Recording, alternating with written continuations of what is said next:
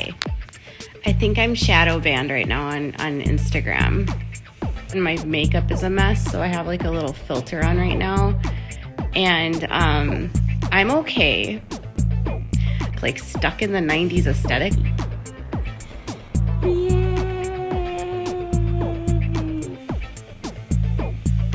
So I'm not remembering my childhood.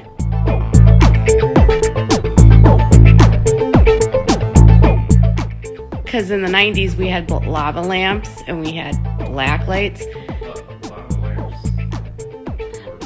It's a vibe. How am I stuck in the 90s? Who doesn't want that warm summer vibe to be with them all year long? Same, you guys. The best way to do that is with a juicy, punchy fragrance. That's actually offensive if you think about it. Like, that would be like I didn't actually like evolve from the 1990s.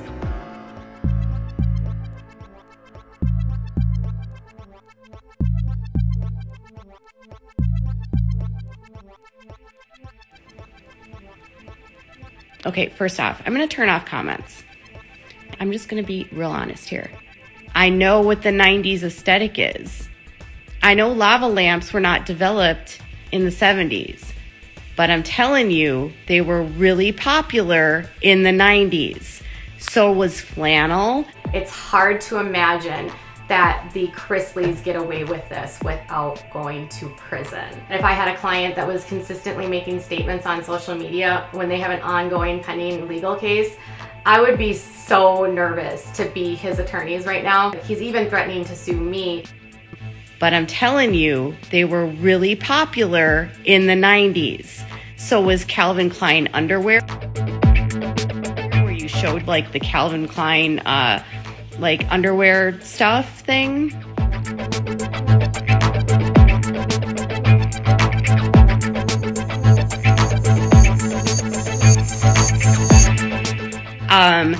So were high-waisted jeans and like big baggy t-shirts.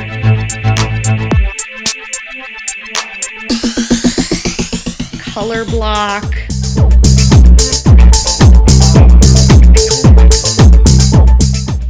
Like that was the 90s. Yay! Woo! Woo! That's just what was popular in the 90s. Alternative rock.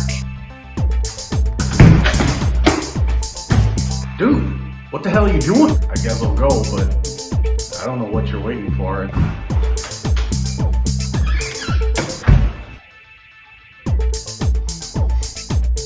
And then Axl Rose, if you ever followed Guns N' Roses, back in the 90s, he was like a bitch. And he was t-shirts, baby doll dresses. So I'm sitting here going like, how am I stuck in the 90s? Because literally, like, if you look at my wardrobe, definitely not 90s.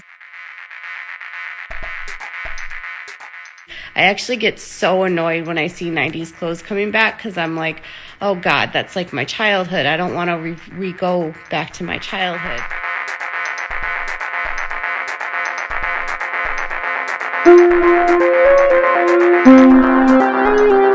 Is my vibe because of what I've been buying for my clothes?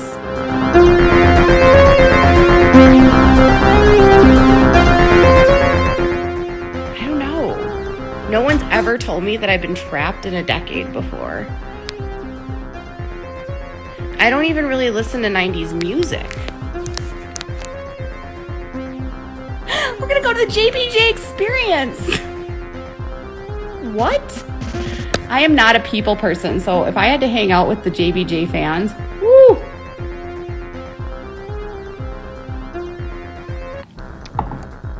And then I was like, do you think he does podcasts? But I just had to get that out. Like, if you want to come to my vibe and see, like, boho chic, like you're going to be at Magnolia or something, that's not me.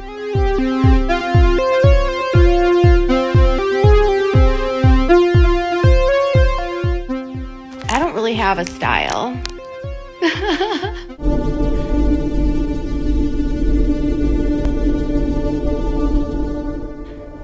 I'm just whatever. Like even my room isn't decorated like the 90s.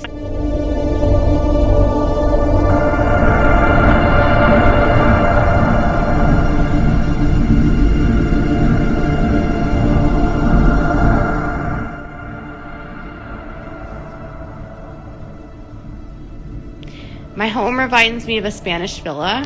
That's how I wanted to design it. Like, I'm big into wrought iron. Wrought iron. Okay, you know what? My husband's even going to annoy me tonight. I hate when I'm just trying to say shit and like people are constantly like correcting me. I'm crabby tonight, by the way. So if people want to like save this and like bring this on later. So it's been a really like agitating week for me. I'm not going to lie. There's been a lot of really just unnecessary things being said about me. And listen, I don't care if people talk about me, but like right now, what is actually being said about me is so offensively wrong. And if I say anything, like I'm getting destroyed.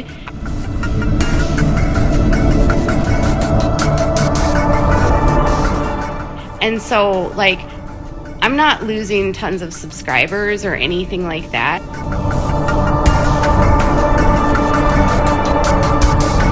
It's just really weird to me that really small things are making people like aggravated about me when I've not changed what I've done at all. You know, like nothing's changed at all. Todd Chrisley is still suing me for baseless, frivolous allegations. But, you know, listen, this woman is all across the board, and I truly do believe that there's a mental illness there. I think there's something mental with this woman. Because she can't even keep up with the lies that she tells. I mean, I try not to even think about that trash.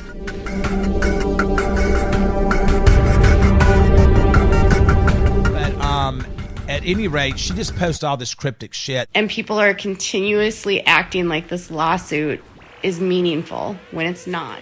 I currently am sitting on an extensive amount of knowledge regarding this entire situation and plan to share more information in the coming months. What I'm going to share today is that the information that is publicly known is not factual, and she puts the word "not" in all capital letters. The involvement that I was and have been led to believe that my dad and brother had looks very different than what is reported. Misleading information is very dangerous, and this has been a huge lesson. What is done in the dark will eventually come to light. And I've unfortunately had to respond to like the stupid stuff that keeps being said about me.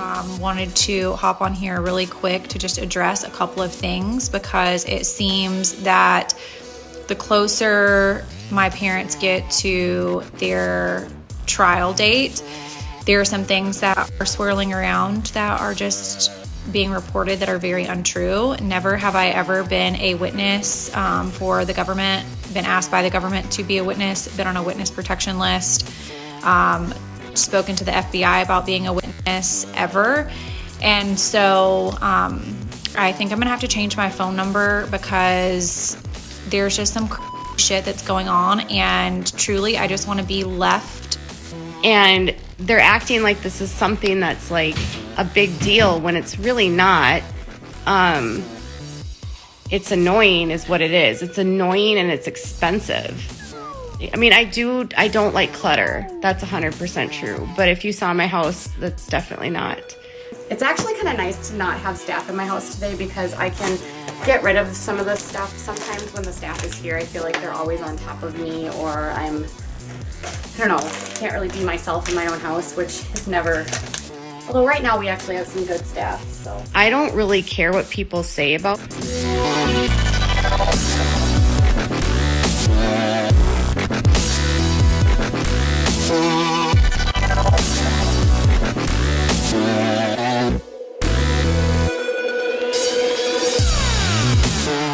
I'm just telling people that, like, I don't understand the obsession. I was actually thinking about this week. If you don't like me so much that you will go on the wrong side of a story just to prove your point, that's so disturbing to me. Like, if you saw people being abused very publicly, wouldn't you want to say something? So I'm the abuser because I'm like, okay, I'm going to turn off comments again because I just want to like vent here. So And I'm not trying to be rude, you guys. I'm just trying to process this, and I don't want to be rude to my commenters because I love you guys and I appreciate you guys. But I'm just factually saying something. It actually hurts my heart to think that you think that that these people are not being abused. Like, that hurts my heart. I don't care that you think that I'm lying. It hurts my heart that you actually hate me so much that you're ignoring what's happening to other people. If you're angry about what is happening, don't shoot the messenger for reporting on the story, right?